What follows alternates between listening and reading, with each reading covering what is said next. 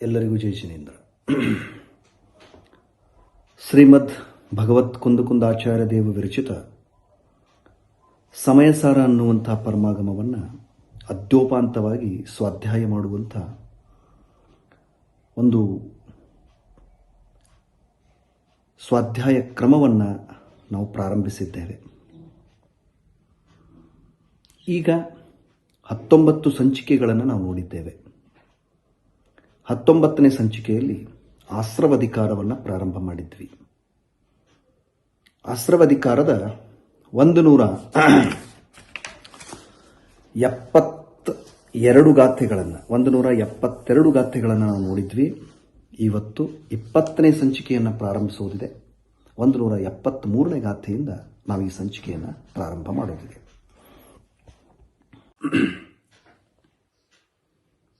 ಓಂ ನಮಃ ಸಿದ್ಧೇಭ್ಯಃ, ಓಂ ನಮಃ ಸಿದ್ಧೇಭ್ಯಃ, ಓಂ ನಮಃ ಸಿದ್ಧೇಭ್ಯಃ, ಓಂ ಶುದ್ಧಾತ್ಮನೇ ನಮಃ. ನಮೋ ಅರಿಹಂತಾನಂ, ನಮೋ ಸಿದ್ಧಾಣಂ, ನಮೋ ಆಯರಿಯಾಣಂ, ನಮೋ ಉವಜ್ಜಾಯಾಣಂ, ನಮೋ ಲೋಯೇ ಸವ್ವಸಾಹೂನಂ. ಓಂಕಾರಂ ಬಿಂದು ಸಂಯುಕ್ತಂ ನಿತ್ಯಂ ಧ್ಯಾಯಂತಿ ಯೋಗಿನಃ ಕಾಮದಂ ಮೋಕ್ಷದಂ ಚೈವ. ಓಂಕಾರಾಯ ನಮೋ ನಮಃ. ಅವಿರಲ ಶಬ್ದ ಘನೌಘ ಪ್ರಕ್ಷಾಲಿತ ಸಕಲ ಭೂತಲ ಕಲಂಕ ಮುನಿಭಿರೂಪಾಸಿತ ತೀರ್ಥ ಸರಸ್ವತಿ ಹರ್ತು ನೋ ದುರಿತಾನ್. ಅಜ್ಞಾನತಿಮಿರಾಂಧಾನಾಂ ಜ್ಞಾನಾಂಜನ ಶಲಾಕಯ ಚಕ್ಷುರುಣಮೀಲಿತಂ ಏನ ತಸ್ಮೈ ಶ್ರೀ ಗುರವೇ ನಮಃ. ಶ್ರೀ ಪರಮಗುರವೇ ನಮಃ. ಪರಂಪರಾಚಾರ್ಯ ಗುರವೇ ನಮಃ. ಸಕಲ ಕಲುಷ ವಿಧ್ವಂಸಕಂ ಶ್ರೇಯಸಾಂ ಪರಿವರ್ಧಕಂ ಧರ್ಮ ಸಂಬಂಧಕಂ ಭವ್ಯ ಜೀವಮಣ ಪ್ರತಿಬೋಧಕಾರಕಂ ಪುಣ್ಯ ಪ್ರಕಾಶಕಂ ಪಾಪ ಪ್ರಣಾಶಕಂ ಇದಂ ಶಾಸ್ತ್ರಂ ಶ್ರೀ ಸಮಯ ಸಾರ ನಾಮಧೇಯಂ. ಅಸ್ಯ ಮೂಲ ಗ್ರಂಥಕರ್ತಾರಃ ಶ್ರೀ ಸರ್ವಜ್ಞದೇವ, ತದುತ್ತರ ಗ್ರಂಥಕರ್ತಾರಃ ಶ್ರೀ ಗಣಧರ ದೇವಾಃ. ಪ್ರತಿ ಗಣಧರ ದೇವಾಸ್ತೇಷಾಂ ವಚನಾನುಸಾರಂ ಆಸಾದ್ಯ ಆಚಾರ್ಯ ಶ್ರೀ ಕುಂದಕುಂದಾಚಾರ್ಯ ದೇವ ವಿರಚಿತಂ ಶ್ರೋತಾರಃ ಸಾವಧಾನತಯಾ ಶೃಣ್ವಂತು. ಮಂಗಲಂ ಭಗವಾನ್ ವೀರೋ, ಮಂಗಲಂ ಗೌತಮೋ ಗಣಿ, ಮಂಗಲಂ ಕುಂದಕುಂದಾರ್ಯೋ, ಜೈನ ಧರ್ಮೋಸ್ತು ಮಂಗಲಂ. ಸರ್ವಮಂಗಲ ಮಾಂಗಲ್ಯಂ ಸರ್ವಕಲ್ಯಾಣಕಾರಕಂ ಪ್ರಧಾನಂ ಸರ್ವಧರ್ಮಾಣಾಂ ಜೈನಂ ಜಯತು ಶಾಸನಂ, ಜೈನಂ ಜಯತು ಶಾಸನಂ. ನಮಃ ಸಮಯಸಾರಾಯ ಸ್ವಾನುಭೂತ್ಯಾ ಚಕಾಸತೆ ಚಿತ್ಸ್ವಭಾವಾಯ ಭಾವಾಯ ಸರ್ವಭಾವಾಂತರಚ್ಛಿದೆ, ಸರ್ವಭಾವಾಂತರಚ್ಛಿದೆ. ವಂದಿತ್ತು ಸೌವಸಿದ್ಧೆ ಧುವಮಚಲ ಮನೋವಂ ಗದಿಂ ಪತ್ತೆ. ಓಚ್ಛಾಮಿ ಸಮಯ ಪಾಹುಡ ಮಿನಮೋ ಸುದ ಕೇವಲೀ ಭನಿದಂ, ಮಿನಮೋ ಸುದ ಕೇವಲೀ ಭನಿದಂ.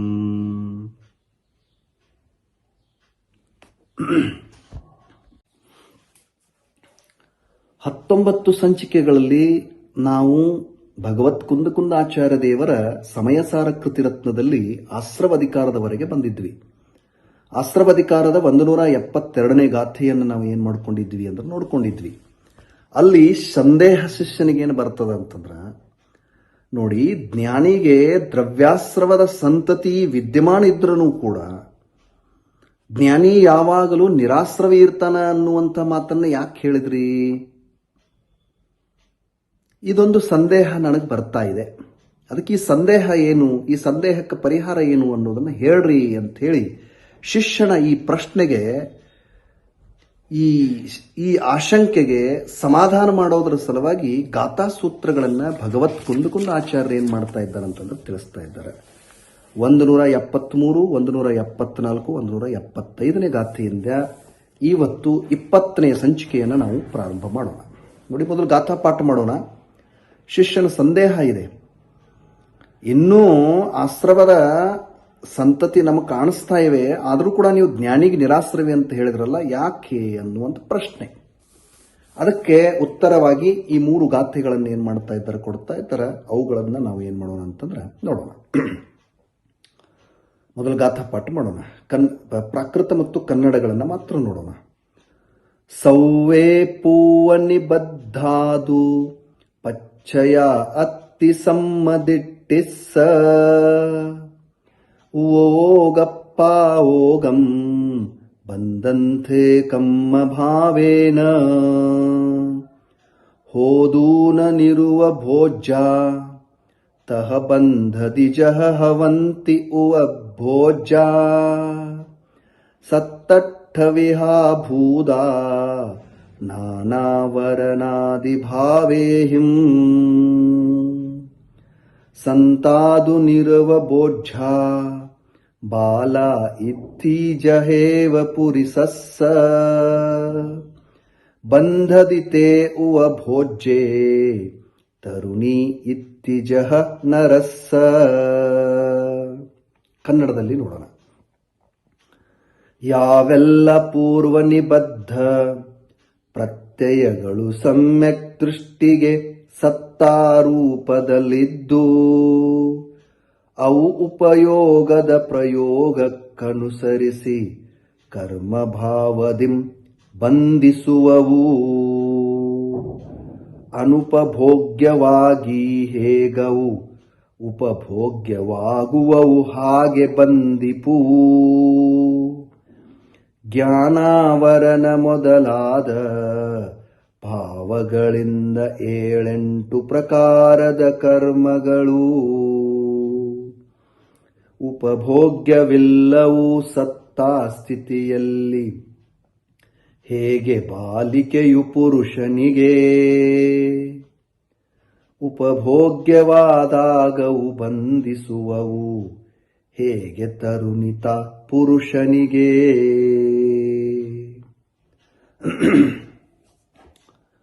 ನೋಡಿ, 173, 174, 175ನೇ ಗಾಥೆಯನ್ನ ಇಲ್ಲಿ ಶಿಷ್ಯನ ಪ್ರಶ್ನೆಯನ್ನ ಸಮಾಧಾನ ಮಾಡಲಿಕ್ಕೆ ಈ ಗಾಥೆಗಳನ್ನು ಹೇಳಿದ್ದಾರೆ.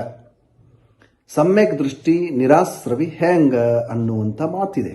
ಯಾಕಂದ್ರೆ ಕೆಲವು ಪ್ರತ್ಯಯಗಳು, ಆಸ್ರವಕ್ಕೆ ಕಾರಣ ಇರುವ ಪ್ರತ್ಯಯಗಳು ಅವನಲ್ಲಿ ಕಾಣ್ತಾ ಇವೆ, ಆದರೂ ಕೂಡ ಅವನಿಗೆ ನಿರಾಸ್ರವಿ ಅಂತ ಇದ್ದಿರಲ್ಲ, ಏಕೆ ಅನ್ನುವಂಥ ಪ್ರಶ್ನೆ. ಆ ಪ್ರಶ್ನೆಗೆ ಉತ್ತರ ರೂಪವಾಗಿ ಇಲ್ಲಿ 3 ಗಾಥೆಗಳನ್ನು ಏನ್ ಮಾಡ್ತಾ ಇದ್ದಾರೆ ಅಂತಂದ್ರೆ ಕೊಡ್ತಾ ಇದ್ದಾರೆ. ಆ 3 ಗಾಥೆಗಳ ಅರ್ಥವನ್ನು ನಾವು ಮೊದಲು ಏನ್ ಮಾಡೋದಿದೆ, ನೋಡೋದಿದೆ. ಇಲ್ಲ, 76ನೇ ಗಾಥೆಯವರೆಗೆ 4 ಗಾಥೆಗಳಿದೆ. 4 ಗಾಥೆಗಳಿದೆ. ಇನ್ನೊಂದು ಗಾಥೆ ನೋಡಿ. ಏದೇನ ಕಾರಣೇನದು ಸಮ್ಮಾದಿಟ್ಟಿ ಅಬಂಧಗೋ ಭನಿದೋ ಆಸವ ಭಾವ ಭಾವೇ ನ ಪಚ್ಚಯ ಬಂಧಗಾ ಭನಿದ. ಕನ್ನಡದಲ್ಲಿ ಇದನ್ನು ನೋಡೋಣ. ಈ ಕಾರಣದಿಂದ ಸಮ್ಯಕ್ ದೃಷ್ಟಿಗೆ ಅಬಂಧಕನೆಂದು ಹೇಳಲಾಗುವುದು, ಏಕೆಂದರಾಸ್ರವ ಭಾವದಲ್ಲಿ ಪ್ರತ್ಯಯಗಳು ಬಂಧಕವೆಂದು ಹೇಳಿಲ್ಲ. 4 ಗಾಥೆ ಇದೆ, 73, 74, 75, 76. ಈ 4 ಗಾಥೆಗಳಲ್ಲಿ ಶಿಷ್ಯನ ಪ್ರಶ್ನೆಗೆ ಉತ್ತರವನ್ನು ಕೊಡ್ತಾ ಇದ್ದಾರೆ. ಅದಕ್ಕೆ ಈ ಪ್ರಕಾರದ ಒಂದು ಉದಾಹರಣೆಯನ್ನು ಆಚಾರ್ಯ ದೇವರು ಏನ್ ಮಾಡ್ತಾ ಇದ್ದಾರೆ ಅಂದ್ರೆ ಕೊಡ್ತಾ ಇದ್ದಾರೆ. ಯಾವ ಪ್ರಕಾರ? ವಿವಾಹವಾದೊಡನೆಯೇ ಮೊದಲಂತೂ ಬಾಲ್ಯಾವಸ್ಥೆಯಲ್ಲಿರ್ತಕ್ಕಂಥ ಸ್ತ್ರೀ ಉಪಭೋಗಕ್ಕೆ ಯೋಗ್ಯ ಇಲ್ಲ. ಆದರೆ ಪ್ರಾಪ್ತ ವಯಸ್ಕಳಾದ ನಂತರ ಮೊದಲೇ ವಿವಾಹಿತಳಾದ ಆ ಸ್ತ್ರೀಯು ಕೂಡ ಯೌವನಾವಸ್ಥೆಯಲ್ಲಿ ಉಪಭೋಗಕ್ಕೆ ಯೋಗ್ಯ ಆಗ್ತಾಳೆ. ಯಾವ ಪ್ರಕಾರ ಉಪಭೋಗ್ಯವಾಗಬೇಕು ಅದಕ್ಕನುಸಾರವಾಗಿ ಆ ಪುರುಷನ ರಾಗಭಾವದ ಕಾರಣದಿಂದಲೇ ಪುರುಷನನ್ನು ಬಂಧಿಸಿ ಬಿಡ್ತಾಳ. ಸ್ವಾಭಾವಿಕವಾಗಿರ್ತಕ್ಕಂಥದ್ದಿದೆ, ಆಧೀನದೊಳಗೆ ತೆಗೆದುಕೊಳ್ತಾಳ. ಅದೇ ಪ್ರಕಾರ ಬಹಳ ಅದ್ಭುತ ಮಾತ, ಬಹಳ ಸುಂದರ ಉದಾಹರಣೆ. ಅದೇ ಪ್ರಕಾರವಾಗಿ ಯಾವವು ಮೊದಲಂತೂ ಸತ್ತಾದೊಳಗ ಉಪಭೋಗಕ್ಕೆ ಯೋಗ್ಯ ಆಗಿರೋದಿಲ್ಲ, ಸತ್ತಾದೊಳಗಿರ್ತಾವಲ್ಲ, ಸತ್ತಾ ಅವಸ್ಥೆಯೊಳಗಿದ್ದಾಗ ಉಪಭೋಗಕ್ಕೆ ಯೋಗ್ಯ ಇರುವುದಿಲ್ಲ. ಕರ್ಮಗಳು ಸತ್ತಾದೊಳಗದಾವ, ಅದರ ಉಪಭೋಗಕ್ಕೆ ಯೋಗ್ಯ ಇಲ್ಲ. ಆದರೆ ವಿಪಾಕದ ಅವಸ್ಥೆಯಲ್ಲಿ ಯಾವಾಗೋ ಫಲ ಕೊಡ್ತಾವ, ಫಲ ಕೊಡುವಂಥ ಅವಸ್ಥಾದೊಳಗೆ ಉಪಭೋಗಕ್ಕೆ ಯೋಗ್ಯವಾಗುತ್ತವೆ, ಅವುಗಳನ್ನು ಉಪಭೋಗ ಮಾಡಲಿಕ್ಕೆ ಯೋಗ್ಯ ಆಗ್ತವ.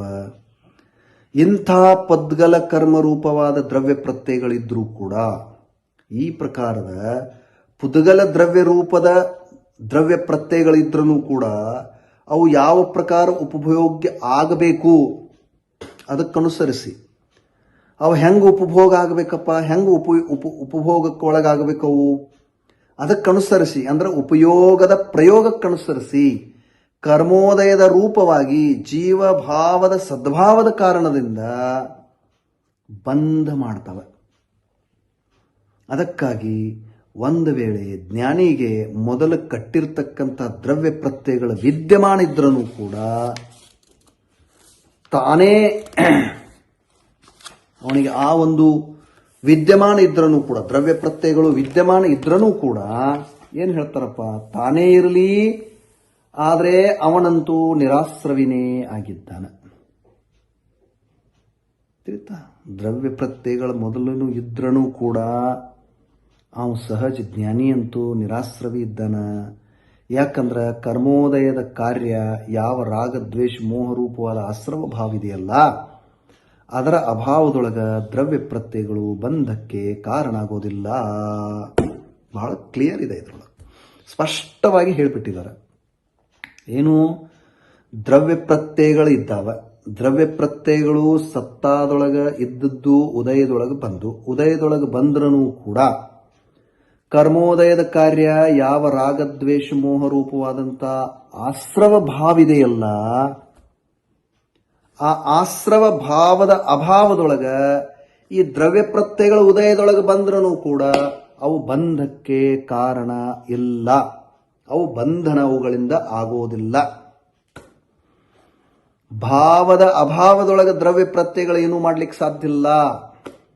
ಇದು ಬಹಳ ಸ್ಪಷ್ಟವಾದ ಸಂಗತಿ. ಇದನ್ನು ನಾವು ಏನು ಮಾಡ್ಕೊಳ್ಬೇಕು ಅಂತ ತಿಳ್ಕೊಳ್ಬೇಕು. ಮೋಹರಾಗ ದ್ವೇಷ ರೂಪದ ಭಾವ ಪ್ರತ್ಯಯಗಳು ಇರಲಿಲ್ಲ ಅಂದ್ರೆ ಕರ್ಮದ ಉದಯ ರೂಪ, ಪುದ್ಗಲ ಕರ್ಮಗಳ ಉದಯ ರೂಪದ ದ್ರವ್ಯ ಪ್ರತ್ಯಯಗಳು ಉದಯ ಬಂದು ಅಂದ್ರೂ ಕೂಡ ಅವು ನವೀನ ಬಂಧಕ್ಕೇನಿಲ್ಲ ಅಂದ್ರೆ ಕಾರಣ ಇಲ್ಲ. ಅವುಗಳಿಂದ ಬಂದ್ ಆಗೋದಿಲ್ಲ. ಯಾಕಂದ್ರೆ ಭಾವ ಪ್ರತ್ಯಯಗಳ ಸದ್ಭಾವದೊಳಗನ ದ್ರವ್ಯ ಪ್ರತ್ಯಯಗಳು ನವೀನ ಬಂಧನಕ್ಕೆ ಕಾರಣ ಆಗ್ತವೆ, ಇರದಿದ್ರೆ ಆಗೋದಿಲ್ಲ. ಆ ಕಾರಣದಿಂದ ಇದನ್ನು ನಾವು ಸರಿಯಾಗಿ ಏನು ಮಾಡ್ಕೊಳ್ಬೇಕು ಅಂತಂದ್ರೆ ತಿಳ್ಕೊಳ್ಬೇಕು. ಯಾವ ಪ್ರಕಾರ ಪುರುಷನಿಗೆ ರಾಗಭಾವ ಇದ್ರೂ ಕೂಡ ಯೌವನಾವಸ್ಥೆಯೊಳಗ ಪ್ರಾಪ್ತವಾದಂಥ ಸ್ತ್ರೀಯೇ ಅವನನ್ನ ಮೋಹಿತನನ್ನಾಗಿ ಮಾಡುವ ಸಾಧ್ಯತೆ ಇದೆ. ಅದೇ ಪ್ರಕಾರ ಜೀವಕ್ಕೆ ಆಶ್ರವ ಭಾವ ಇದ್ದಾಗಲೇ, ಆಶ್ರವ ರೂಪದ ಭಾವ ಪ್ರತ್ಯಯಗಳಿದ್ದಾಗಲೇ ಉದಯಕ್ಕೆ ಪ್ರಾಪ್ತವಾದ ದ್ರವ್ಯ ಪ್ರತ್ಯಯಗಳು ಹೊಸದಾಗಿ ಬಂಧ ಮಾಡುವ ಸಾಧ್ಯತೆ ಇದೆ. ಎಷ್ಟು ಅದ್ಭುತವಾದಂಥ ಮಾತು! ಉದಾಹರಣೆ ಎಷ್ಟು ಸಟೀಕ್ ಇದೆ, ಉದಾಹರಣೆ ಎಷ್ಟು ಜಬರ್ದಸ್ತ್ ಇದೆ. ಪರ್ಫೆಕ್ಟ್ ಆಗಿರತಕ್ಕಂಥ ಉದಾಹರಣೆಯನ್ನು ಏನು ಮಾಡ್ತಾರೆ, ಕೊಡ್ತಾ ಇದ್ದಾರೆ. ಬಹಳ ಸುಂದರವಾದಂಥ ಉದಾಹರಣೆ. ಅದಕ್ಕೆ ಇವೆಲ್ಲ ಉದಾಹರಣೆಗಳನ್ನು ನೋಡಿಕೊಂಡು ನಾವು ಇಲ್ಲೇನು ಕನ್ಕ್ಲೂಷನ್ ಏನಿದೆ ಅಂತಂದ್ರೆ, ಜ್ಞಾನಿಗೆ ಮೊದಲು ಅಜ್ಞಾನ ಅವಸ್ಥೆಯೊಳಗೆ ಕಟ್ಟಲ್ಪಟ್ಟಂಥ ದ್ರವ್ಯಾಸ್ತ್ರಗಳು ಸತ್ತ ಅವಸ್ಥೆಯಲ್ಲಿ ವಿದ್ಯಮಾನದವ. ಅವು ತಮ್ಮ ಉದಯ ಕಾಲದೊಳಗೆ ಉದಯಕ್ಕೆ ಬರ್ತಾ ಇರ್ತವೆ. ಆದರೆ ದ್ರವ್ಯಾಸ್ತ್ರವಗಳು ಜ್ಞಾನಿಗೆ ಕರ್ಮ ಬಂಧಕ್ಕೆ ಕಾರಣ ಆಗುವುದಿಲ್ಲ. ಏಕೆಂದರೆ ಜ್ಞಾನಿಯ ಸಮಸ್ತ ರಾಗ ದ್ವೇಷ ಮೋಹಾದಿಗಳ ಅಭಾವ ಇರ್ತದೆ. ಇಲ್ಲಿ ಸಮಸ್ತ ಮೋಹರಾಗದ್ವೇಷಗಳ ಅಭಾವ ಬುದ್ಧಿಪೂರ್ವಕ ರಾಗದ್ವೇಷ ಮೋಹದ ಅಪೇಕ್ಷೆಯಿಂದ ತಿಳ್ಕೊಳ್ಬೇಕಾಗ್ತದೆ. ಬುದ್ಧಿಪೂರ್ವಕ ಇರತಕ್ಕಂಥ ಮೋಹರಾಗದ್ವೇಷದ ಅಭಾವ ಇರೋದ್ರಿಂದ ದ್ರವ್ಯ ಪ್ರತ್ಯಯಗಳಿಂದ ಅವಂಗ ಬಂಧನ ಆಗೋದಿಲ್ಲ ಅನ್ನುವಂಥ ಮಾತು ಇಲ್ಲಿ ವ್ಯಕ್ತ ಆಗಿದೆ ಅನ್ನುವಂಥದ್ದನ್ನು ತಿಳ್ಕೊಳ್ಬೇಕು. ಈ ರೀತಿ 176ನೇ ಗಾಥೆಯವರೆಗೆ ಇದ್ದ ವಿಷಯವನ್ನು ನಾವು ಏನು ಮಾಡ್ಕೊಂಡಿದ್ದೀವಿ ಅಂತಂದ್ರೆ ತಿಳ್ಕೊಂಡಿದ್ದೀವಿ. ಹೀಗೆ 176 ಗಾಥೆಗಳ ಮುಗಿದ ಮೇಲೆ 177 ಮತ್ತು 178ನೇ ಗಾಥೆಯನ್ನು ಹೇಳ್ತಾ ಇದ್ದಾರೆ. ಏನು ಹೇಳವರಿದ್ದಾರೆ? ಜ್ಞಾನಿಗಳಿಗೆ ರಾಗದ್ವೇಷ ಮೋಹಗಳ ಸಂಭವನೆ ಇಲ್ಲ, ಆದ್ದರಿಂದಲೇ ಅವರಿಗೆ ಬಂಧಿಲ್ಲ. ಕಾರಣ ಏನಂದ್ರೆ ರಾಗ ದ್ವೇಷ ಮೋಹಗಳೇ ಬಂಧಕ್ಕೆ ಕಾರಣ ಇದ್ದಾವೆ. ಏನು? ಜ್ಞಾನಿಗೆ ರಾಗದ್ವೇಷ ಮೋಹಗಳ ಆಗುವುದಿಲ್ಲ, ಮೋಹಗಳದ್ದು ಸಂಭವನ ಆಗಿಲ್ಲ ಅವನಿಗೆ. ಮೋಹ ರಾಗದ್ವೇಷಗಳು ಜ್ಞಾನಿಗೆ ಮೋಹ ರಾಗದ್ವೇಷಗಳು ಇಲ್ಲವೇ ಇಲ್ಲ, ಆದ್ದರಿಂದ ಅವನಿಗೆ ಬಂದಿಲ್ಲ. ಕಾರಣ ಏನಂದ್ರೆ ರಾಗದ್ವೇಷ ಮೋಹಗಳಿರೋದ್ರಿಂದ ಜೀವಕ್ಕೆ ಏನಾಗ್ತದೆ, ಬಂಧ ಆಗ್ತದೆ. ಅದೇ ಮಾತನ್ನ ಅದಕ್ಕೆ ಸಮರ್ಥಕವಾದಂಥ 2 ಗಾಥೆಗಳನ್ನು 177 ಮತ್ತು 178ನೇ ಗಾಥೆಯನ್ನು ಇಲ್ಲಿ ಏನು ಮಾಡ್ತಾ ಇದ್ದಾರೆ ಅಂದ್ರೆ ತಿಳಿಸಿಕೊಡ್ತಾ ಇದ್ದಾರೆ. ಅವುಗಳನ್ನು ನಾವು ಏನು ಮಾಡೋದಿದೆ, ನೋಡೋದಿದೆ. ನೋಡಿ ಏನು ತಿಳಿಸ್ಕೊಡ್ತಾ ಇದ್ದಾರೆ. ಮೊದಲು ಗಾಥಾ ಪಾಠ ಮಾಡೋಣ. 177 ಮತ್ತು 178 ನೋಡಿ.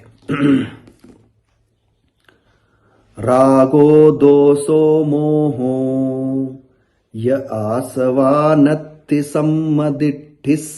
ದಿಟ್ಟಿಸ್ಸ ತಮ್ಮ ಆಸವ ಭಾವೇನ ವಿನಾ ಹೇದೂನ ಪಚ್ಚಯಾ ಹೋಂತಿ ಹೇದು ಚದುವಿಯಪ್ಪೋ ಅಟ್ಟವಿಯಪ್ಪಸ್ಸ ಕಾರಣಂ ಭನಿದಂ ತೇ ಸಿಂಪಿಯರಾಗಾದಿ ತೇ ಸಿಮಭಾವೇನ ಬಜ್ಜಂತಿ. ಕನ್ನಡದಲ್ಲಿ ನೋಡಿ. ರಾಗದ್ವೇಷ ಮೋಹಗಳೆಂಬ ಆಶ್ರವಗಳು ಸಮ್ಯಕ್ ದೃಷ್ಟಿಗಿರುವುದೇ ಇಲ್ಲ. ಆಗ ಆಶ್ರವಗಳಿಲ್ಲದ ಪ್ರತ್ಯಯಗಳು ಕರ್ಮಬಂಧಕ್ಕೆ ಕಾರಣವಾಗವು.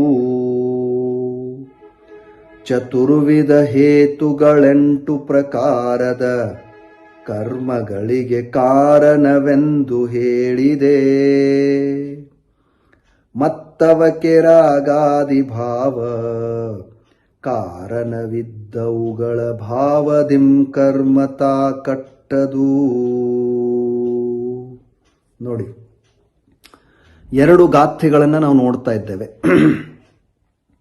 ಮೋಹರಾಗ ದ್ವೇಷದ ಅಭಾವದೊಳಗ ಕರ್ಮ ಬಂಧ ಆಗಂಗಿಲ್ಲ, ಅಂದ್ರೆ ಕರ್ಮಾಶ್ರವಣ ಇಲ್ಲ ಅನ್ನುವಂಥ ಮಾತಿದೆ. ಏನು ಹೇಳಿದರು? 177 ಮತ್ತು 178ನೇ ಗಾಥೆ. ಗಾಥಾರ್ಥವನ್ನು ನೋಡೋಣ. ರಾಗೋ ದೋಸೋ ಮೋಹೋ, ರಾಗ ದ್ವೇಷ ಮತ್ತು ಮೋಹ, ಆಸವ ಈ ಆಶ್ರವಗಳು ಸಮ್ಮದಿಟ್ಟಿಸ್ಸ ಸಮ್ಯಕ್ ದೃಷ್ಟಿಗೆ ನತ್ಥಿ ಇರುವುದಿಲ್ಲ. ತಮ್ಮ ಆದ್ದರಿಂದ ಆಸವ ಭಾವೇನ ವಿನ ಆಶ್ರವ ಭಾವಗಳಿಲ್ಲದೆ ಪಚ್ಚಯ ದ್ರವ್ಯ ಪ್ರತ್ಯಯಗಳು ಹೇದು ಕರ್ಮಬಂಧಕ್ಕೆ ಕಾರಣ ನ ಹೋಂತಿ ಆಗುವುದಿಲ್ಲ. ದ್ರವ್ಯ ಪ್ರತ್ಯಯಗಳು ಕರ್ಮಬಂಧಕ್ಕೆ ಕಾರಣ ಆಗೋದಿಲ್ಲ, ಏಕೆಂದರೆ ಆಶ್ರವ ಭಾವಗಳು ಇಲ್ಲ. ಆಶ್ರವ ಭಾವಗಳು ಯಾವುವು? ಮೋಹ, ರಾಗ, ದ್ವೇಷ ಈ ಆಶ್ರವಗಳು ಸಮ್ಯಕ್ ದೃಷ್ಟಿಗಿಲ್ಲ. ಆದ್ದರಿಂದ ಆಶ್ರವ ಭಾವಗಳು ಇರಲಿಲ್ಲ ಅಂದ್ರೆ ದ್ರವ್ಯ ಪ್ರತ್ಯಯಗಳು ಕರ್ಮಬಂಧಕ್ಕೆ ಕಾರಣ ಆಗೋದಿಲ್ಲ. ಮುಂದೆ ಮಿಥ್ಯಾತ್ವ ಮೊದಲಾಗಿ 4 ಚದುವಿ ಯಪ್ಪೋ ಹೇತು, ಅಂದ್ರೆ ಮಿಥ್ಯಾತ್ವ ಮೊದಲಾಗಿ 4 ಪ್ರಕಾರದ ಹೇತುಗಳು ಅಟ್ಟವಿಯಪ್ಪಸ್ಸ 8 ಪ್ರಕಾರದ ಕರ್ಮಗಳಿಗೆ ಕಾರಣವೆಂದು ಭಣಿದಂ ಹೇಳಲಾಗಿದೆ. ನೋಡಿ, ಮಿಥ್ಯಾತ್ವ ಮೊದಲಾದ 4 ಪ್ರಕಾರದ ಹೇತುಗಳು 8 ಪ್ರಕಾರದ ಕರ್ಮಗಳಿಗೆ ಕಾರಣ ಅಂತ ತಿಳ್ಕೊಂಡು ಹೇಳಿದ್ದಾರೆ. ಯ ತೇಸಿಂಪಿ ರಾಗಾದಿ ಮತ್ತು ಅವುಗಳಿಗೂ ಜೀವದ ರಾಗಾದಿ ಭಾವಗಳು ಕಾರಣ ಆಗಿದ್ದಾವೆ. ಅವುಗಳಿಗೂ ಕೂಡ ಜೀವದೊಳಗಿರ್ತಕ್ಕಂಥ ರಾಗಾದಿ ಭಾವಗಳೇ ಕಾರಣ ಇದ್ದಾವೆ. ತೇಸಿಮ ಭಾವೆ ಅದಕ್ಕಾಗಿ ಅವುಗಳ ಅಭಾವದಲ್ಲಿ, ತೇಸಿಂ ಅಭಾವೆ ಅದಕ್ಕಾಗಿ ಅವುಗಳ ಅಭಾವದಲ್ಲಿ ಕರ್ಮಗಳು ಕಟ್ಟುವುದಿಲ್ಲ. ಹೀಗಾಗಿ ಸಮ್ಯಕ್ ದೃಷ್ಟಿಗೆ ಬಂಧವಿಲ್ಲ. ಮೋಹರಾಗ ಮಿಥ್ಯಾತ್ವ ಮೊದಲಾದ ಏನು ಪ್ರತ್ಯಯಗಳಿದ್ದಾವಲ್ಲ, ಭಾವ ಪ್ರತ್ಯಯಗಳು, ಇವು ಇಲ್ಲದೇ ಇರೋದ್ರಿಂದ 4 ಪ್ರಕಾರದ ಹೇತುಗಳು ಅಂದ್ರೆ ಮಿಥ್ಯಾತ್ವ ಮೊದಲಾದಂಥ ಏನು 4 ಪ್ರಕಾರದ ಹೇತು ಇದಾವಲ್ಲ, ಇವುಗಳ ಕಾರಣದಿಂದ ಏನಾಗಿತ್ತು ಅಂತಂದ್ರೆ ಈ ಮಿಥ್ಯಾತ್ವ ಮೊದಲಾದ ಏನು 4 ಹೇತುಗಳನ್ನು ಹೇಳಿದಾರಲ್ಲ, ಇವುಗಳ ಕಾರಣದಿಂದ 8 ಪ್ರಕಾರದ ಕರ್ಮಗಳಿಗೆ ಏನಿದ್ದು ಅಂತಂದ್ರೆ ಬಂಧ ಆಗ್ತಿದ್ದು ಇವುಗಳ ಕಾರಣದಿಂದ. ಮತ್ತು ಅವುಗಳು ಅಂದ್ರೆ ಜೀವದ ರಾಗಾದಿ ಭಾವಗಳು ಅವು ಏನಿದ್ದು ಅಂದ್ರೆ ಬಂಧಕ್ಕೆ ಕಾರಣ ಇದ್ದು. ಅದಕ್ಕಾಗಿ ಅವುಗಳ ಅಭಾವ ಇತ್ತು ಅಂತಂದ್ರೆ, ಮೋಹರಾಗ ದ್ವೇಷ ಅಥವಾ ರಾಗಾದಿಗಳದ ಅಭಾವನ ಇತ್ತಪ್ಪ ಅಂದ್ರೆ ಕರ್ಮಗಳು ಕಟ್ಟೋದಿಲ್ಲ.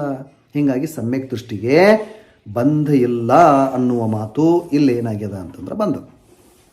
ಒಟ್ಟಾರೆಯಾಗಿ ಸಮ್ಯಕ್ ದೃಷ್ಟಿಗೆ ಮೋಹ ರಾಗದ್ವೇಷಗಳಿರೋದಿಲ್ಲ. ಯಾಕಂದ್ರೆ ಸಮ್ಯಕ್ ದೃಷ್ಟಿತ್ವದ ಅನ್ಯಥಾ ಅನುಪಪತ್ತಿ ಇದೆ. ಇದು ಸಮ್ಯಕ್ ದೃಷ್ಟಿತ್ವ ಇತ್ತು ಅಂದ್ರೆ ಮೋಹ ರಾಗದ್ವೇಷಗಳ ಅಭಾವ ಇಲ್ಲದ ಸಮ್ಯಕ್ ದೃಷ್ಟಿತನ ಸಾಧ್ಯಿಲ್ಲ. ತಿಳಿತಾ ನೋಡಿ, ಇಲ್ಲಿ ಎಷ್ಟು ಚಂದ ಶಬ್ದ ಹೇಳಿದ್ರೆ ಅನ್ಯಥಾ ಅನುಪಪತ್ತಿ ಅಂತಾರೆ ಇದಕ್ಕೆ. ಅಂದ್ರೆ ಸಮ್ಯಕ್ ದೃಷ್ಟಿಗೆ ಮೋಹರಾಗ ದ್ವೇಷ ಇರುವುದಿಲ್ಲ. ಯಾಕಂದ್ರೆ ಸಮ್ಯಕ್ ದೃಷ್ಟಿತ್ವದ ಅನ್ಯಥಾ ಅನುಪಪತ್ತಿ ಏನು? ಮೋಹರಾಗ ದ್ವೇಷಗಳ ಅಭಾವಿಲ್ಲದ ಸಮ್ಯಕ್ ದೃಷ್ಟಿತನ ಬರೋದಿಲ್ಲ. ಹೀಗಾಗಿ ಸಮ್ಯಕ್ ದೃಷ್ಟಿಗೆ ಮೋಹರಾಗ ದ್ವೇಷ ಇಲ್ಲವೇ ಇಲ್ಲ. ಆಯ್ತಾ? ಮೋಹರಾಗ ದ್ವೇಷಗಳ ಅಭಾವದೊಳಗೆ ಅವನಿಗೆ ದ್ರವ್ಯ ಪ್ರತ್ಯಯಗಳು ಅಂದ್ರೆ ಪುದ್ಗಲ ಕರ್ಮ, ಅಂದ್ರೆ ಪುದ್ಗಲ ಕರ್ಮ ಬಂಧನಕ್ಕೆ ಹೇತುತ್ವವನ್ನು ಸಮ್ಯಕ್ ದೃಷ್ಟಿ ಧರಿಸುವುದಿಲ್ಲ. ಯಾಕಂದ್ರೆ ಮೂಲ ಭಾವ ಪ್ರತ್ಯಯಗಳೇನಿದ್ದಾವಲ್ಲ ಅವುಗಳ ಅಭಾವ ಇದ್ದ ಮೇಲೆ ಕೇವಲ ದ್ರವ್ಯ ಪ್ರತ್ಯಯಗಳು ಅಂದ್ರೆ ಪುದ್ಗಲ ಕರ್ಮ ಬಂಧನಕ್ಕೆ ಅವು ಏನಿದಾವ ಅಂತಂದ್ರೆ ಕಾರಣ ಆಗೋದಿಲ್ಲ. ಯಾಕಂದ್ರೆ ದ್ರವ್ಯ ಪ್ರತ್ಯಯಗಳಿಗೆ ಪುದ್ಗಲ ಕರ್ಮದ ಹೇತುತ್ವದ ಹೇತುಗಳು ರಾಗಾದಿಕಗಳಿದ್ದಾವ. ದ್ರವ್ಯ ಪ್ರತ್ಯಯಗಳಿಗೆ ಅಂದ್ರೆ ಪುದ್ಗಲ ಕರ್ಮದ ಹೇತು, ಆ ಹೇತುಗಳು ಯಾವುವು ಅಂತಂದ್ರೆ ರಾಗಾದಿ ಭಾವಗಳೇ ಇದ್ದಾವೆ. ಆದ್ದರಿಂದ ಹೇತುವಿನ ಕಾರಣದ ಅಭಾವದೊಳಗೆ ಹೇತುವಂತನ ಅಂದ್ರೆ ಕಾರಣಕ್ಕೆ ಯಾವುದು ಕಾರಣ ಇದೆ ಅದರ ಅಭಾವದೊಳಗೆ ಕಾರ್ಯದ ಅಭಾವ ಆಗೇ ಆಗ್ತದ ಅನ್ನೋದು ಪ್ರಸಿದ್ಧದ. ಕಾರಣನ ಇಲ್ಲ ಅಂದ ಮೇಲೆ ಕಾರ್ಯ ಅಭಾವ ಆಗಿ ಹೋಗ್ತದ. ಆ ಕಾರಣದಿಂದ ಸಮ್ಯಕ್ ದೃಷ್ಟಿಯ ಮಾತನ್ನು ಇಲ್ಲಿ ಈ ಪ್ರಕಾರವಾಗಿ ಹೇಳಿದರು. ಮೋಹರಾಗ ದ್ವೇಷ ಇರೋದಿಲ್ಲ ಅಂಥೇಳಿ ಅಲ್ಲಿ ಏನಾಗೋದಿಲ್ಲ ಅಂತಂದ್ರೆ ಬಂಧ ಇಲ್ಲ. ಪುದ್ಗಲ ಯಾವ ದ್ರವ್ಯ ಪ್ರತ್ಯಯಗಳು ಪುದ್ಗಲ ಕರ್ಮ ಇದ್ದು ಅಲ್ಲ ಅವು ಪುದ್ಗಲ ಕರ್ಮ ಬಂಧನಕ್ಕೆ ಕಾರಣ ಆಗೋದಿಲ್ಲ. ಯಾಕೆ? ದ್ರವ್ಯ ಪ್ರತ್ಯಯಗಳಿಗೆ ಪುದ್ಗಲ ಕರ್ಮದ ಹೇತುತ್ವದ ಹೇತುಗಳು ಯಾವಪ್ಪ? ರಾಗಾದಿಗಳಿದ್ದಾವೆ. ಆದ್ದರಿಂದ ಹೇತುವಿನ ಅಭಾವದೊಳಗೆ ಕಾರ್ಯದ್ದು ಕೂಡ ಅಭಾವದ ಕರ್ಮ ಬಂಧನ ರೂಪದೇನ ಕಾರ್ಯ ಇದೆ, ಆ ಕಾರ್ಯವೂ ಕೂಡ ಇಲ್ಲಿ ಅಭಾವ ಆಗಿಬಿಡ್ತದ ಅನ್ನುವಂಥ ಮಾತು ಜ್ಞಾನಿಗೆ ಗೊತ್ತಿದ್ದಂಥದ್ದದ. ಹೀಗಾಗಿ ಜ್ಞಾನಿಗೇನಿಲ್ಲ ಅಂದ್ರೆ ಬಂಧ ಇಲ್ಲ. ತಿಳಿತಾ? ಇಲ್ಲಿ ರಾಗದ್ವೇಷ ಮೋಹಗಳ ಅಭಾವ ಇಲ್ಲದ ಸಮ್ಯಕ್ ದೃಷ್ಟಿತ್ತು ಬರೋ ಸಾಧ್ಯತೆ ಇಲ್ಲ. ಯಾಕಂದರೆ ಇದು ಅವಿನಾಭಾವಿ ನಿಯಮದ ಇದು. ಅದನ್ನಿಲ್ಲಿ ಮಿಥ್ಯಾತ್ವದ ಸಂಬಂಧದಲ್ಲಿ ರಾಗಾದಿಗಳ ಅಭಾವ ಅಂತ ತಿಳ್ಕೊಳ್ಬೇಕು. ಇಲ್ಲಿ ಮಿಥ್ಯಾತ್ವ ಸಹಿತವಾದಂಥ ರಾಗಾದಿಗಳಿಗೇನೆ ರಾಗಾದಿಗಳು ಅಂತ ತಿಳ್ಕೊಂಡು ಮನ್ನಿಸಿದ್ದಾರೆ. ಸಮ್ಯಕ್ ದೃಷ್ಟಿ ಆದ ನಂತರ ಯಾವ ಕೆಲವು ಚಾರಿತ್ರ ಮೋಹದ ಕಾರಣದಿಂದ ರಾಗ ಉಳ್ಕೊಳ್ತದಲ್ಲ ಅದು ರಾಗ ಅಂತೇಳಿ ಸ್ವೀಕಾರಣ ಮಾಡಿಲ್ಲ, ಅದು ಗೌಣಿದೆ. ಹೀಗೆ ಮಿಥ್ಯಾದೃಷ್ಟಿಗೆ ಭಾವಾಸ್ರವ ಅಂದ್ರೆ ರಾಗದ್ವೇಷ ಮೋಹಗಳ ಅಭಾವಿದೆ. ಆ ಕಾರಣದಿಂದ ದ್ರವ್ಯಾಸ್ರವಗಳು ಬಂಧ ಆಗಲಿಕ್ಕೆ ಕಾರಣ ಆಗುವಂಥ ಯಾವ ಕಾರಣಗಳಿದಾವಲ್ಲ, ಬಂಧದ ಕಾರಣಗಳು ಯಾವುದಾವಲ್ಲ ಅವು ರಾಗ ದ್ವೇಷ ಮೋಹಾದಿಗಳಿದ್ದಾವೆ. ಅವುಗಳ ಅಭಾವ ಸಮ್ಯಕ್ ದೃಷ್ಟಿಗೆ ಇರೋದ್ರಿಂದ ದ್ರವ್ಯಾಸ್ರವಗಳು ಬಂಧಕ್ಕೆ ಕಾರಣ ಆಗಂಗಿಲ್ಲ. ಮತ್ತು ದ್ರವ್ಯಾಸ್ರವಗಳು ಬಂಧಕ್ಕೆ ಕಾರಣ ಆಗಲಿಲ್ಲ ಅಂತ ತಿಳ್ಕೊಂಡ ಸಮ್ಯಕ್ ದೃಷ್ಟಿಗೆ ಅಥವಾ ಜ್ಞಾನಿಗೆ ಬಂಧ ಆಗೋದಿಲ್ಲ ಅನ್ನುವಂಥ ಮಾತಿದೆ. ಸಮ್ಯಕ್ ದೃಷ್ಟಿ ಜ್ಞಾನಿ ಅಂತ ತಿಳ್ಕೊಂಡು ಹೇಳ್ತಾ ಇದ್ದಾರೆ, ಅದು ಯೋಗ್ಯದ. ಜ್ಞಾನಿ ಶಬ್ದ ಮುಖ್ಯವಾಗಿ 3 ಅಪೇಕ್ಷೆಗಳನ್ನು ಹೊಂದಿ ಉಪಯುಕ್ತ ಆಗ್ತದೆ. ಮೊದಲ ಯಾರಿಗೆ ಜ್ಞಾನದ ಅವನು ಜ್ಞಾನಿ. ಹೀಗೆ ಸಾಮಾನ್ಯ ಜ್ಞಾನದ ಕಥನಿದೆ, ಸಾಮಾನ್ಯ ವಿಷಯ ಇದೆ. ಒಂದು ವೇಳೆ ಸಮ್ಯಕ್ ಜ್ಞಾನ ಮತ್ತು ಮಿಥ್ಯಾಜ್ಞಾನದ ಅಪೇಕ್ಷೆಯಿಂದ ವಿಚಾರ ಮಾಡಿದರೆ ಸಮ್ಯಕ್ ದೃಷ್ಟಿಗೆ ಸಮ್ಯಕ್ ಜ್ಞಾನ ಇರೋದ್ರಿಂದ ಆ ಅಪೇಕ್ಷೆಯಿಂದ ಅವನೇನಿದ್ದಾನಂದ್ರೆ ಜ್ಞಾನಿ ಇದ್ದಾನೆ. ಆಮೇಲೆ ಮೂರನೇದು ಇನ್ನೊಂದು ಅಪೇಕ್ಷೆನ ಸಂಪೂರ್ಣ ಜ್ಞಾನ ಮತ್ತು ಅಪೂರ್ಣ ಜ್ಞಾನದ ಅಪೇಕ್ಷೆಯಿಂದ ನಾವು ನೋಡಿದಾಗ ಅಲ್ಲಿ ಏನಾಗ್ತದಪ್ಪ ಅಂತ ನಮಗೆ ತಿಳಿದು ಬರ್ತದೆ. ಕೇವಲಿ ಭಗವಂತರು ಸಂಪೂರ್ಣ ಜ್ಞಾನಿಗಳಿದ್ದಾರೆ, ಅದಕ್ಕೆ ಅವರು ಜ್ಞಾನಿ ಅಂತ ಬರ್ತದೆ. ಯಾರ್ಯಾರು ಇನ್ನೂ ಪೂರ್ಣತೆಗೆ ಪ್ರಾಪ್ತಾಗಿಲ್ಲ ಅವರೆಲ್ಲ ಛದ್ಮಸ್ತ ಅಜ್ಞಾನಿ ಇದ್ದಾರೆ. ಹಿಂಗೆ ಜ್ಞಾನಿ ಯಾರು ಅಜ್ಞಾನಿ ಯಾರು ಅನ್ನುವಂಥದ್ದು 3 ದೃಷ್ಟಿಯಿಂದ ನೋಡಬಹುದು.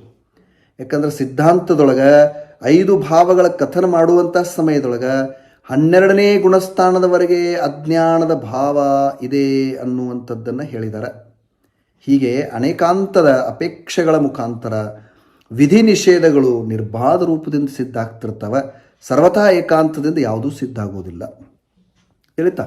ಹಿಂಗೆ ಜ್ಞಾನಿಗೆ ಹೀಗೆ 77 ಮತ್ತು 78ನೇ ಗಾಥೆಯಲ್ಲಿ ಏನು ಮಾಡಿದ್ರು ಅಂತಂದ್ರೆ ಮೋಹರಾಗ ದ್ವೇಷಗಳ ಅಭಾವದೊಳಗೆ ಜ್ಞಾನಿಗೇನಿಲ್ಲ ಅಂದ್ರೆ ಬಂದಿಲ್ಲ ಅನ್ನುವಂಥ ಮಾತನ್ನು ಹೇಳಿದರು. ಈಗ ಇದು ಯಾವ ನಯದ ಕಥನಿದೆ ಅಂದ್ರೆ ಶುದ್ಧ ನಯದ ಕಥನಿದೆ. ಮತ್ತು ಯಾರು ಶುದ್ಧ ನಯದೊಳಗಿರ್ತಾರಲ್ಲ ಅವ್ರಿಗೆ ಬಂಧನ ಇಲ್ಲ. ಆ ಕಾರಣದಿಂದ ಶುದ್ಧ ನಯದ ಮುಖಾಂತರ ಏಕಾಗ್ರತೆ ಅಭ್ಯಾಸ ಮಾಡಲಿಕ್ಕೆ ಹೇಳಿದೆ. ನಾ ಕೇವಲ ಜ್ಞಾನ ಸ್ವರೂಪಿದ್ದೇನೆ, ಶುದ್ಧನಿದ್ದೇನೆ. ಹೀಗೆ ಆತ್ಮದ್ರವ್ಯದ ಪರಿಣಮನಿದೆ, ಅದು ಶುದ್ಧ ನಯ ಇದೆ. ಹೆಂಗದ ಆತ್ಮ ಹಂಗೆ ಹೇಳುವಂಥದ್ದು ಶುದ್ಧ ನಯ ಇದೆ. ಇಂಥ ಪರಿಣಮನದ ಕಾರಣವಾಗಿ ವೃತ್ತಿ ನಮ್ಮದೇನಾಗಬೇಕು ಅಂತಂದ್ರೆ ಜ್ಞಾನದ ಕಡೆಗೆ ಉನ್ಮುಖ ಆಗಬೇಕು. ಅದು ಉನ್ಮುಖ ಆಗಲಿಲ್ಲ, ಸ್ಥಿರತೆ ಕಳ್ಕೊಂತ ಹೋದಿವಿ ಅಂತಂದ್ರೆ ನಾವು ಮತ್ತೆ ಮೋಹರಾಗ ದ್ವೇಷಕ್ಕೊಳಗಾಗ್ತೀವಿ. ಯಾವಾಗ ಅದರ ಉನ್ಮುಖತೆ ಸ್ವನ್ಮುಖತೆ ಬರ್ತದ, ಅವಾಗ ಏನಾಗ್ತದೆ, ಸ್ಥಿರತೆ ಹೆಚ್ಚಾಗಿ ಅದು ಏಕಾಗ್ರತೆಯ ಅಭ್ಯಾಸ ಆಗ್ತದೆ.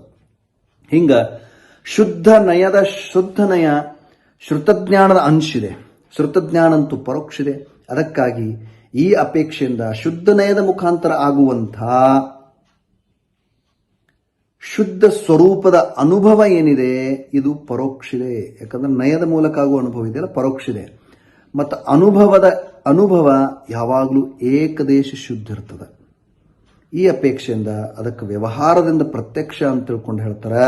ಪ್ರತ್ಯಕ್ಷವಾದಂಥ ಶುದ್ಧ ನಯ ಅಂತೂ ಕೇವಲ ಜ್ಞಾನ ಆದ ನಂತರ ಆಗ್ತದೆ. ಯಾರು ಶುದ್ಧ ನಯದಿಂದ ಚ್ಯುತ ಆಗ್ತಾರಲ್ಲ ಅವ್ರ ಕರ್ಮವನ್ನು ಕಟ್ಕೊಳ್ತಾರ ಅನ್ನುವಂಥ ಮಾತನ್ನ ಇಲ್ಲಿ ಏನ್ ಮಾಡ್ತಾ ಇದ್ದಾರೆ ಅಂತಂದ್ರೆ ತಿಳಿಸ್ಕೊಡ್ತಾ ಇದ್ದಾರೆ. ಅದಕ್ಕೆ ಇಲ್ಲಿ ಅದನ್ನ ನಾವು ನೋಡ್ಲಿಕ್ಕಾಗಿ ಇಲ್ಲಿ ಏನು ಲಾಸ್ಟಕ್ಕೆ ಏನು ಹೇಳಿದಾರಪ್ಪ ಅಂತಂದ್ರೆ ಒಟ್ಟಾರೆಯಾಗಿ ನಮಗ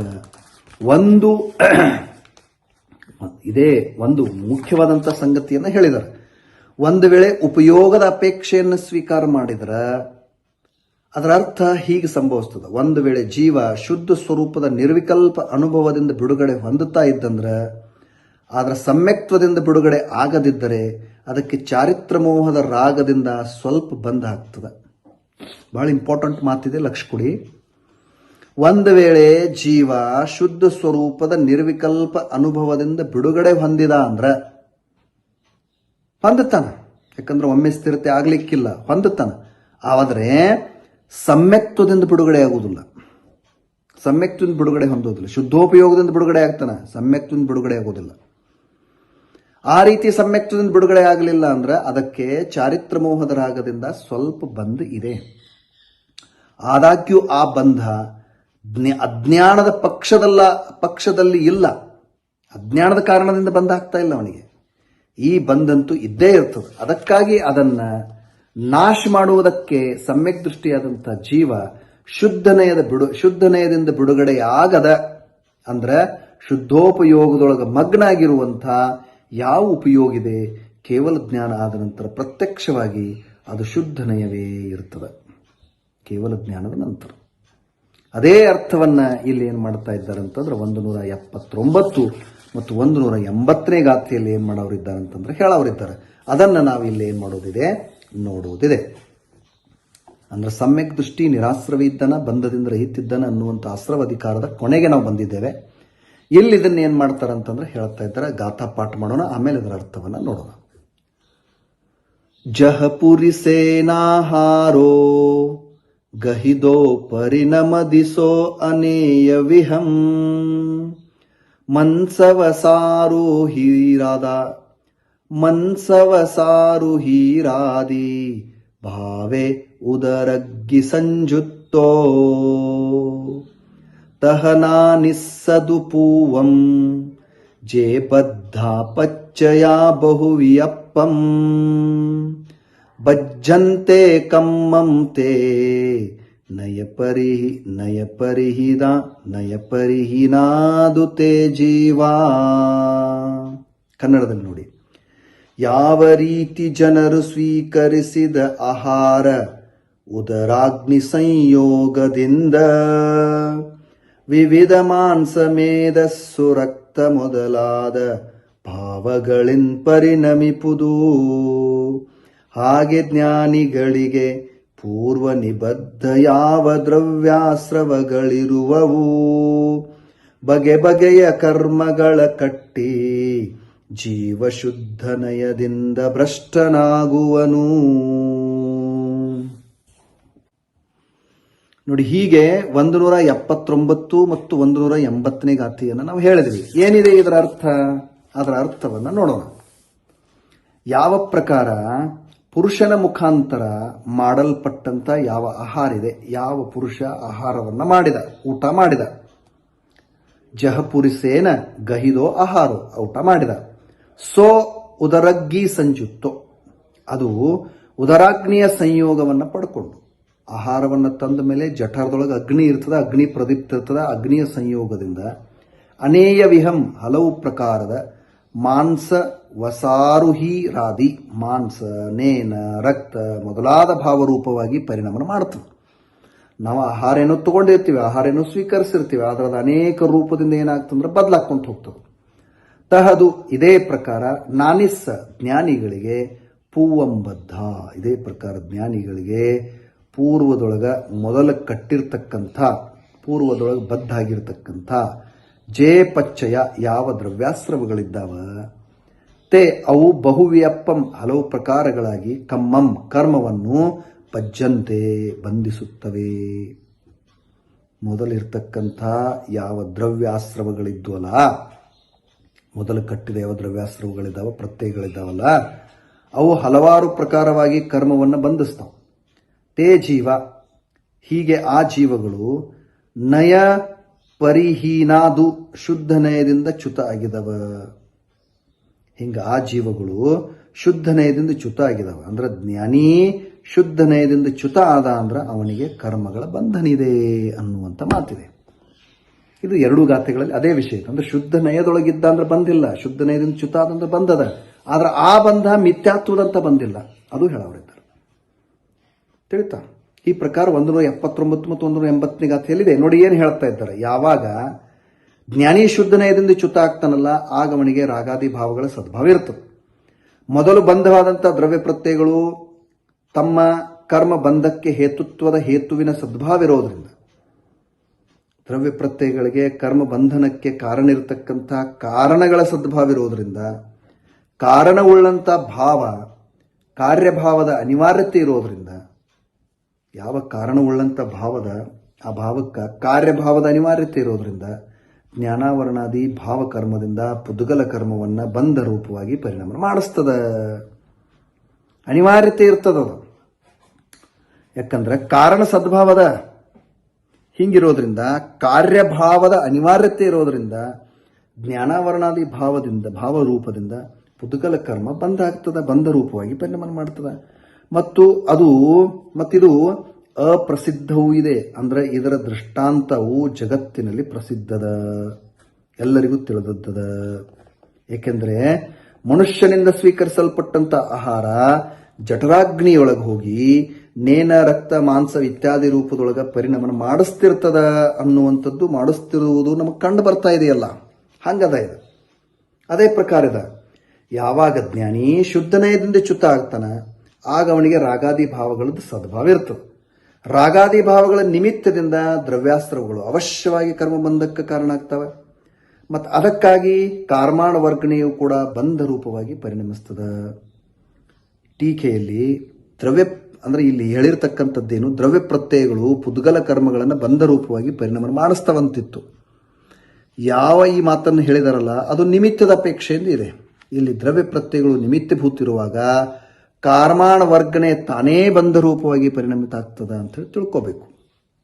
ಎಲ್ಲಿ ನಿಮಿತ್ತದ, ಎಲ್ಲಿ ಉಪಾದಾನ ಇದೆ, ಇವು ಎಲ್ಲ ಸಂಗತಿಗಳು ನಮಗೆ ಏನಾಗಬೇಕು ಅಂದ್ರೆ ತಿಳಿದು ಬರಬೇಕು. ಅಂದ್ರೆ ಆ ವಸ್ತುವಿನ ನಿಜವಾದ ವ್ಯವಸ್ಥೆ ನಮಗೆ ಅರ್ಥ ಆಗ್ತದ.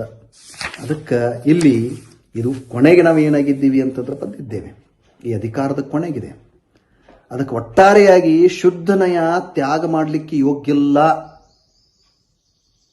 ಆ ಅರ್ಥವನ್ನ ಈ ಒಂದು ಎಲ್ಲ ಗಾಥೆಗಳಲ್ಲಿ ನಾವು ಏನ್ ಮಾಡ್ಕೊಳ್ಬೇಕು ಅಂತಂದ್ರೆ ತಿಳ್ಕೊಳ್ಬೇಕು. ಶುದ್ಧನಯ ಬಿಡ್ಲಿಕ್ಕೆ ಯೋಗ್ಯಲ್ಲ, ಅದನ್ನು ಬಿಡ್ತಕ್ಕದ್ದಲ್ಲ.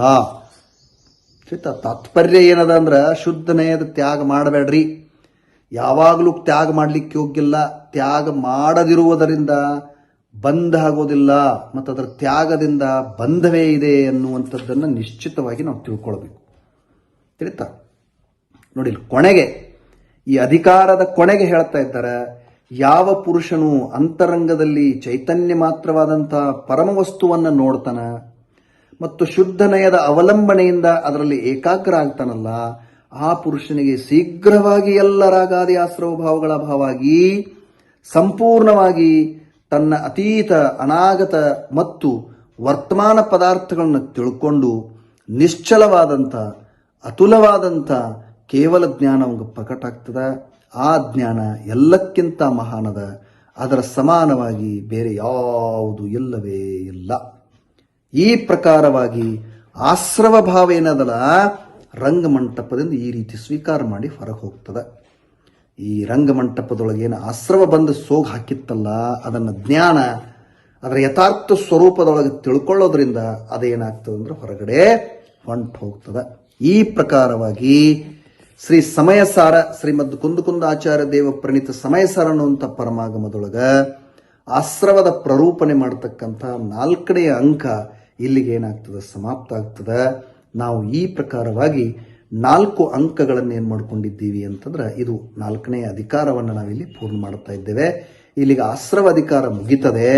ಮುಂದಿನ ಸಂಚಿಕೆಯಲ್ಲಿ ನಾವು 21ನೇ ಸಂಚಿಕೆಯಲ್ಲಿ ಸಂವರ ಅಧಿಕಾರವನ್ನು ಏನು ಮಾಡೋದಿದೆ, ಪ್ರಾರಂಭ ಮಾಡೋದಿದೆ. ಇವತ್ತಿನ ಸಮಯ ಇಲ್ಲಿಗೆ ಮುಗಿತಾ ಇದೆ. ಮತ್ತೆ ನಾವು ಮುಂದಿನ ಸಂಚಿಕೆಯಲ್ಲಿ ಸಿಗೋಣ. ಎಲ್ಲರಿಗೂ ಜೈ ಜಿನೇಂದ್ರಗಳು. ಇದು ಜೀನ ಕಥೆಯನ್ನು ಕೇಳಿದವರ ಪಾಪ ಬೀಜ ನಿರ್ನಾಶನಬಹುದು, ತೇಜಬಹುದು, ಪುಣ್ಯಬಹುದು, ಮುಂದುವರೆದ ಪರಾಜಿತೇಶ್ವರನ ಕಾಣುವರಿವರು.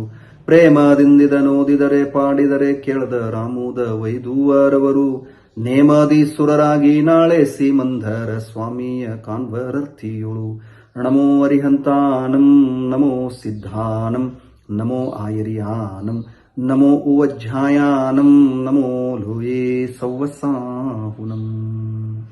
जय बोलो सिद्धांत शास्त्र की जय.